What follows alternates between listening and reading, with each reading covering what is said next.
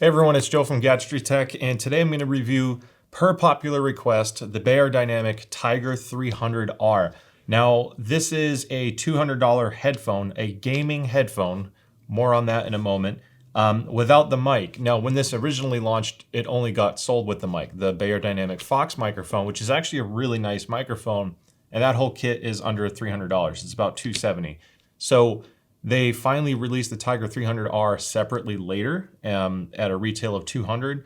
And because I've seen enough comments asking me to review this, when it went on sale for the holidays, it went down to $150. And I think as of the time of this review, it's still $150. So we're going to get into value and how that stacks up against what I think are some big competitors and where you would consider this. So I will have a link in the description below to help you purchase it if you decide this is the right headphone for you. That does support the channel because, as with this video, I use all the money I get from those Amazon purchases to buy headphones like this, but by all means, purchase it wherever you want. It won't affect what I say about the headphone, whether I purchase it or not. Most of the other headphones and headsets I'll be comparing it to were not sent to me for review either. So more on that later. So this is an interesting one because to me, the TYGR 300R is a very unique niche product. It's not that it's bad, but you have to know what you're getting into. So this is being dubbed as a gaming headphone, not a headset, because there's no microphone in it.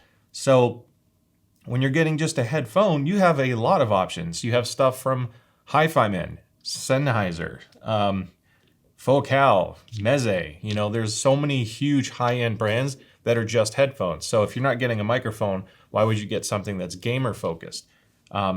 This isn't a bad thing, by the way. I'm going to get into what I like about this because there's a lot to like, but I want to start with being realistic here because, under $200, you can get the Drop PC38X or the EPOS H6 Pro, for example, which are both great. This doesn't have a microphone. So this is going to be an interesting review. I haven't reviewed a product like this that's kind of like in between two things. It's almost like an identity crisis, but it doesn't mean it doesn't execute what they're intending to do. So I'm going to start with the basic parts of my format, and I'll get into the sound quality, and hopefully that helps you decide, whether this is the right one or not. So starting with the headphone itself, there's a couple interesting things. The cord is not detachable. It's just over 5 feet. It's like 5.2 feet. Or 1.6 meters. It does come with a 1/4-inch adapter, so if you're using this in a more powerful amp stack like that topping stack next to me, you'll want to use that. Otherwise, you can unscrew this and plug this directly into a game controller. So if you want to plug this into Xbox or PlayStation, or a smaller, more basic DAC like the GSX 300 from EPOS. So it's not detachable. I'm not crazy about that, but it is a fairly robust cord and it seems well made. It's actually about the best you'd want from a cord because there's no microphonics really, which is great. It's not transferring noise from the cable into the headphone. So not the worst case, and the length is appropriate. It's not as short as like a console dedicated gaming headset, which are typically like 3 to 4 feet, but it's not as long as what you get in the Sennheiser 560S, which almost like lets you walk around your entire room on the cord, and that's the only one it comes with. Now, as far as specs go, Beyerdynamic rates this at a 32 ohm, 96 decibel sensitivity headphone. So a lot of other Beyerdynamic headphones, you'll see 80 to 300 ohms, etc., and even up. You tend to need more amplifier power at that level, but ohms or impedance, it's not the only thing that affects how loud the headset or headphone can go. It's also sensitivity. So 32 ohm is a great start. However, the sensitivity rating of 96 decibels puts it below what you typically get on gaming headsets because those are factoring in how weak a game controller amp is, which is usually about 30 to 50 milliwatts of power. Very, very little, whereas something like this topping stack can do upwards of 4 to 6 watts at the same impedance. So 96 ohms is loud enough. The reason why I have the GSX 300 DAC out, this is not a powerful DAC. It's one of the weakest DACs, probably the weakest DAC I own as far as volume output. So I was like, you know what does an $80 DAC get this thing loud enough to where I can enjoy it? And I can get close to 100 volume. I actually sometimes wish I had a little bit more overhead. So that is really pushing it. However, that same DAC on something like the Drop PC38X or the H6 Pro, which are also 32 ohm, but they're rated for 103 to 110 decibels, depending on the configuration of sensitivity. They do get a little bit louder. It's noticeable that you have a little bit more overhead. So For gaming on the computer, if you have a dedicated DAC, something like the GSX 1000, the Astro Mixamp Pro, or a higher quality interface, obviously a real headphone amplifier. Because this doesn't have a microphone, you don't need a game DAC. You can just get a more powerful amp like a Schiit Magni Modi combo, JDS Labs Atom Stack, etc. That is going to much better benefit a headphone like this. However, that does add to your cost. So it's one of these weird niche scenarios. On the controller though, just to be realistic, Call of Duty, for example, is a very loud game. In Gran Turismo, I don't need a ton of volume. Battlefront was actually really immersive, even using the PlayStation controller. So you can still make this work. I'm just laying a realistic expectation. If you're switching from a Sennheiser product or EPOS product, for example, expect this to just be a little bit quieter at the same volume level. Now, what Beyerdynamic crushes out of the park is comfort. There are so many amazing things about this headphone. It's one of my favorite things about it is comfort, both from a physical level and from a listening level. You get this really, really nice pad, excellent padding, by the way, that goes all the way around. As far as not having a suspension head strap, which you typically see on like some SteelSeries or other gaming products, this has got to be one of the most comfortable headbands I've ever put on my head. It pretty much disappears. Now, there's two reasons for that. It's very light, weighs 290 grams. Clamp force is crazy light and is fairly linear. So if you have a big head, and this is all aluminum, by the way, the build quality is just amazing on this headphone. You can wear this for a long period of time and be comfortable because that light clamp force and the excellent headband padding, you really don't feel it. Now, continuing with the comfort, you have very light, soft velour pads. They're not that deep. In fact, this is the one odd thing with comfort where there's going to be people that absolutely love this headphone and others may find it uncomfortable because it really comes down to your head shape. These are circular drivers or circular ear cups. They're not oval shape. So depending on how tall your ear is, you may feel a little bit of pressure up top or bottom. Again, the clamp is crazy light, so keep that in mind. My ears cleared it no problem. And because the pads are just slightly more shallow, they're fairly thin pads, which helps with imaging performance. I'll talk about that. This is a nice, really well padded baffle, by the way. The driver cover is padded. It does touch my ear lightly. And to some people that bothers them a lot. This isn't like the SteelSeries Nova Pro level of probing, if you will. This is all smooth and padded. There's no bump in the middle, but you do feel it. And to some people, they may find that a little bit discomforting, but it's all a matter of preference. Now, this is an open back headphone. So there's a lot of reasons to discuss the features, pros, drawbacks of an open back.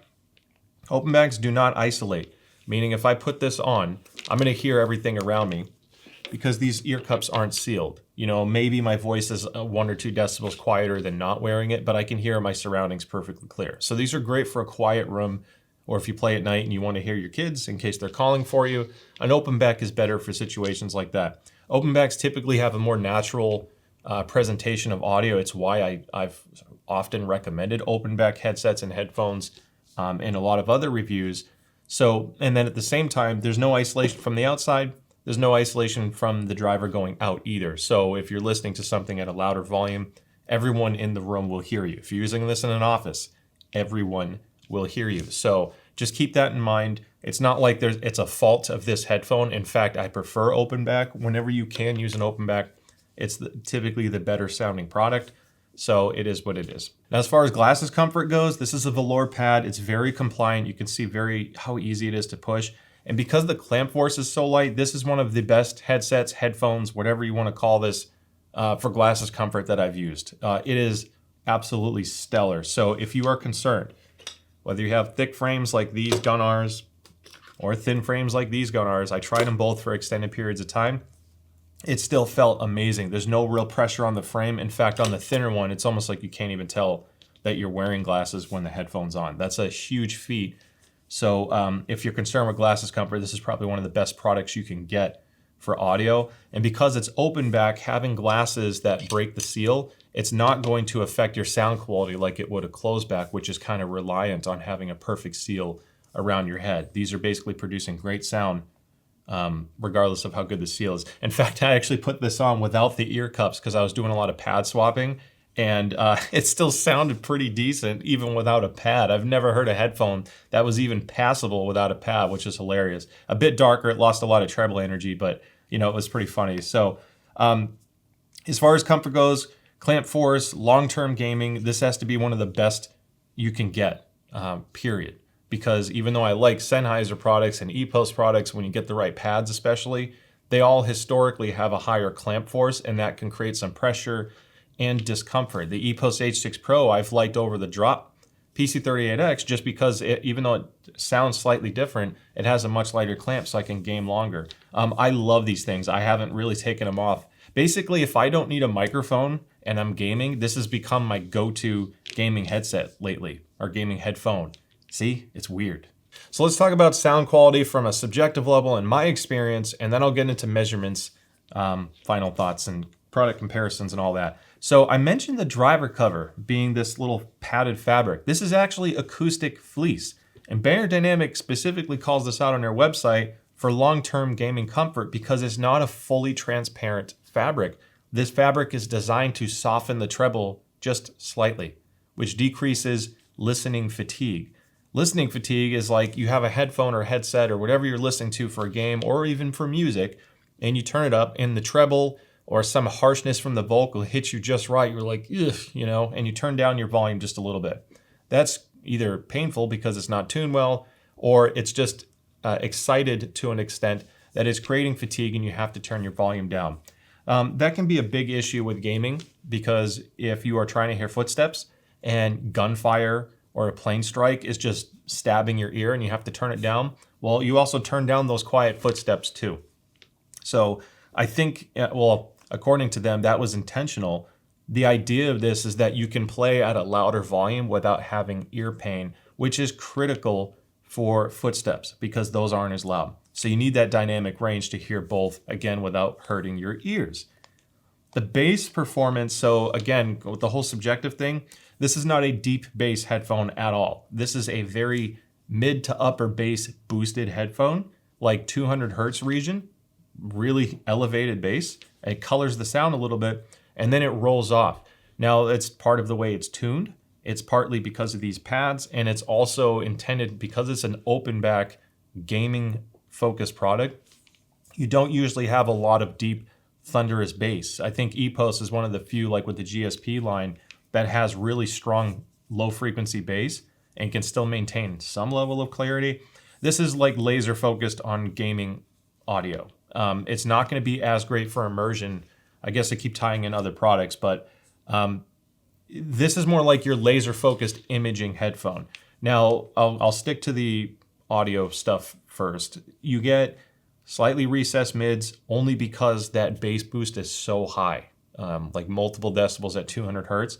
So that bleeds into the mids, and your vocals, if you're listening to music, are going to sound a little bit more warm, just slightly altered than what you're used to. If you have a reference level headphone that's flat, this is going to sound a little bit warmer and heavier, but it's going to lack some of the deep bass and the slam or rumble. Not a great headphone if you're a heavy hip hop and EDM listener and you want that deep pounding bass. These aren't going to do that. Now the mids, again, they're slightly recessed just as a byproduct of that.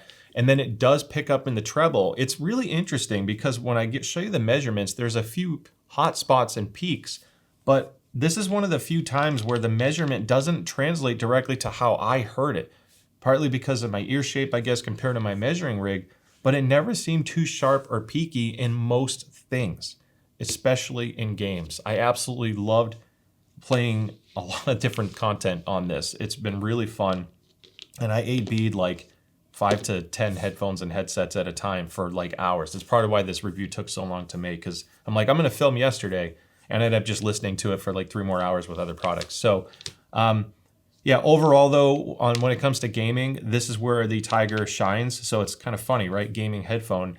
The imaging is by far one of the best for footsteps. I think the drop PC38X is up there, and I think the Sennheiser 560S is also up there, but the 560S, even though measurably doesn't seem as sharp sounding, it sounded a little bit more grainy, a little bit more harsh, so I couldn't listen to it as loudly. The bass performance on the 560S is deeper.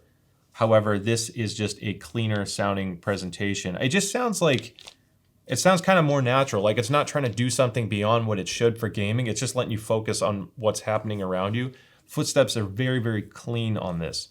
So if you want a headphone that doesn't have a mic and you really do want to laser focus on gaming, this is definitely a top choice, partly because of the comfort. I really do like the sound. The sound stage is fairly open. It's actually on the better end for a gaming headset. I think the soundstage is better on this than the EPOS H6 Pro. And the Drop PC38X, it's really neck and neck. It's comparable. I might even give the edge to the Beyerdynamic in that regard as well. I think the only one that's under 200 that's beating this on soundstage is the Sennheiser 560S. And it doesn't mean it's better necessarily for gaming. It just sounds a little bit more airy up top. This kind of rolls off a little bit. So I do like the performance though. To me, for gaming, I've absolutely loved the TYGRs. I can see why a lot of people enjoy it. So anyway, with that being said, let's go into measurements. I want to show you what this looks like on a graph. All right, so here's the frequency response measurement of the TYGR 300R. Now I measured this multiple times and then averaged it. This file right here is just showing other headphones as well. But you can see the driver matching is actually really nice as well. And this is kind of a critical thing both for phase, amplitude, etc. You want the left and right driver to perform very similar to each other. Otherwise, it can be harder to pinpoint where things are coming from. So this is exactly what I was talking about. You have this 200 hertz peak right here. And then if you compare it to, let's say, the mid-range, that's 82 decibels to here, 87. So it's about a 5 decibel lift at 200 hertz. And then you have a fairly aggressive roll-off. I mean, down to 75 dB. So you're looking at like a 15 decibel, 12 decibel loss at the lower frequency just from the mid bass, which is very noticeable. The mids are fairly smooth. Again, it sounds really natural. It's just slightly recessed because of this elevation. If you were to take that out, it would actually be relatively flat. Then you have this ramp up at 3000 hertz. It dips a bit back again here, and then at 5500, you have a peak. So there's a few odd dips and peaks in the treble range, but this is one of those headphones that the measurements aren't too flattering, to be honest. It looks like it needs a bit of tweak to get it to sound the way you'd want. However, in gaming, in real world use, I found that even without EQ, I absolutely love these for gaming. Now you can make some fixes. I'll show you how to tune it in Sonar if you're playing on PC. Just to give you an example, Sonar is a free EQ program, but this is how it measures. Now I want to show you the EPOS H6 Pro open back for comparison. So you can see this orange line is the EPOS H6 Pro, and the mid-range is much more flat. It's pretty much like a table. And it also extends into the deeper bass range. So you can see why I've always suggested the H6 Pro, because it's been great in this regard. They do have some issues in the upper mid-range to treble region though. You can see this dip at 1500 hertz or so, and then a massive lift at 2500. This is the most noticeable thing, like the 2 to 3K spike. If you're used to more of an audiophile headset, the H6 Pro might have a little bit of a shout to you compared to what you're used to. So that's how it compares to the H6 Pro. Now, if I look at the Drop PC38X, arguably one of the best measured gaming headsets right now, even though it's been out for a while. Again, relatively flat frequency response. It kind of ramps up, follows the treble response fairly closely in the upper mid, follows the upper mid range fairly closely compared to the TYGR. And then the treble, it rolls off more. It's a little bit smoother. It's just a cleaner measured headphone. Now, it does sound really good in gaming as well. I wouldn't say it's the only one to consider, because again, I had some issues with clamp force and other things. However, you can clearly see why the Drop is such a popular headset. I just want to show you some audiophile hi-fi reference headphones as well that aren't marketed towards gaming. This is the HD6XX, which has a very similar frequency response to the Drop PC38X, just with less sub-bass.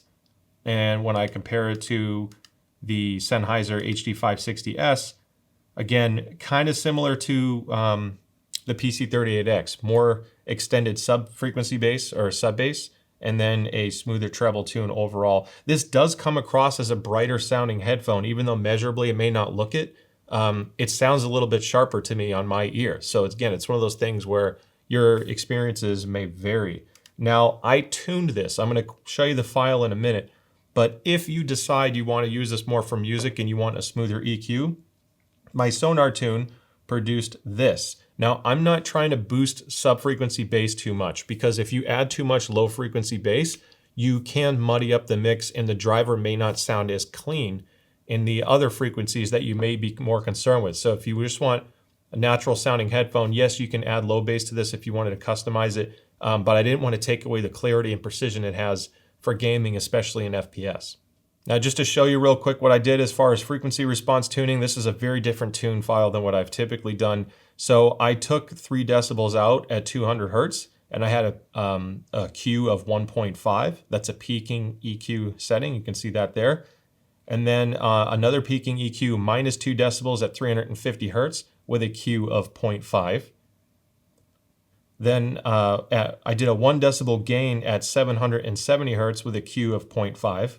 Again, very wide things. I only took the notch out for that mid bass, and I tried smoothing out as much as I could.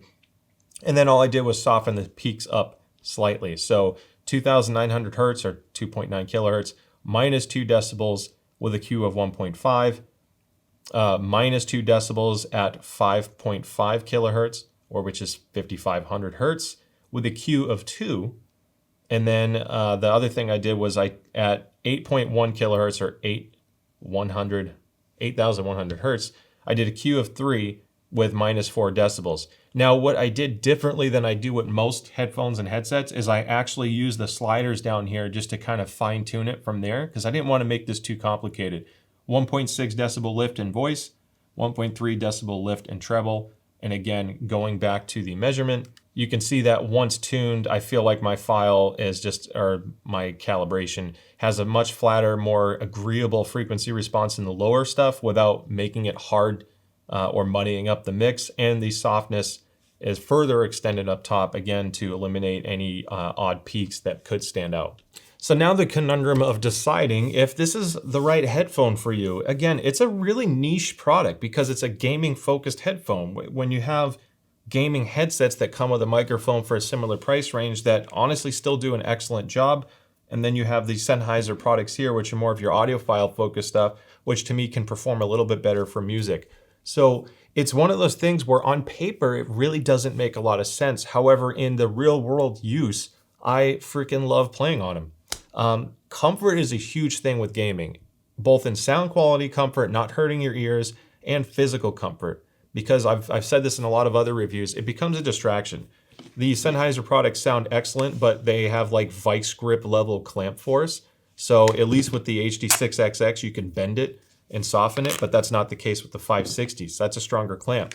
The Drop PC38X would be my top gaming choice for the money if the clamp force wasn't so high, and it's very hard to fix.